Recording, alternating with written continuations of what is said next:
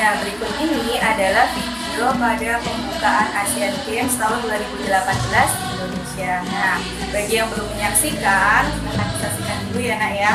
Wah, videonya luar biasa ya. Pembukaannya sudah dibuka dengan pagelaran tari saman. Ya. Kalian tahu tidak, ketika akan melakukan yang namanya pagelaran tari, ada beberapa hal yang perlu dipersiapkan. Nah, di video kali ini kita akan mempelajari hal-hal yang perlu dipersiapkan untuk membuat suatu pagelaran tari.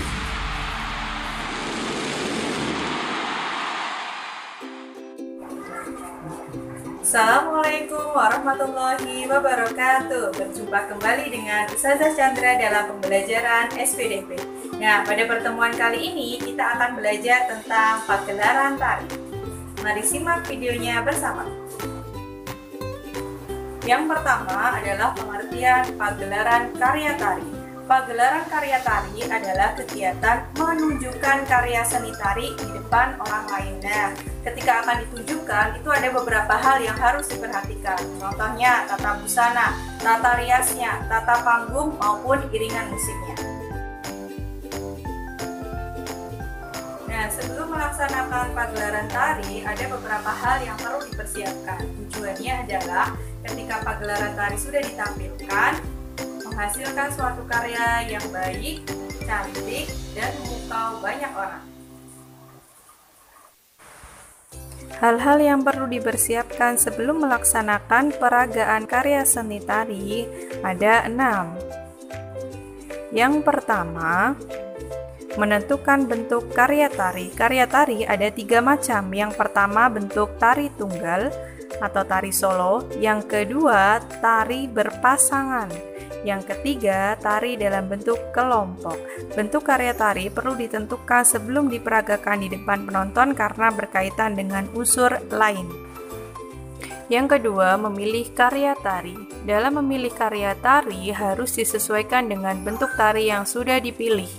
Contoh, ketika bentuk tarinya berpasangan, maka salah satu tarian yang bisa dimainkan adalah tarian serampang 12. Yang ketiga, menentukan jumlah penari.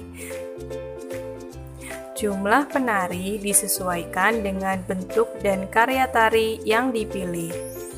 Untuk bentuk tari tunggal berarti penarinya cukup 1 orang.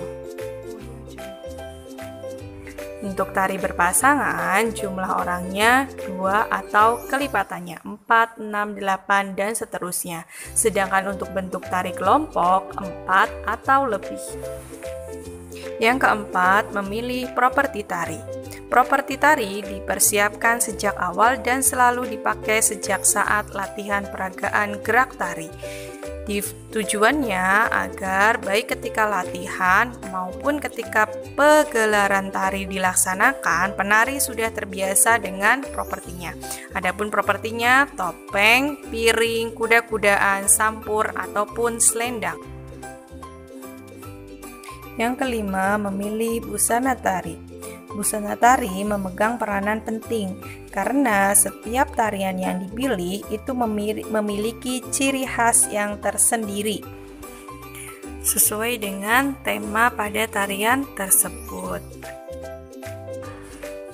Yang keenam, menentukan iringan tari. Persiapan iringan tari sejak awal sudah ditentukan akan dalam bentuk live atau rekaman CD serta digunakan selalu setiap latihan. Nah, dan hal yang harus dilakukan adalah tak lupa untuk berlatih dengan rajin, bersungguh-sungguh, dan disiplin. Itu adalah kunci utama ketika suatu pagelaran tari bisa ditampilkan dengan baik dan berhasil.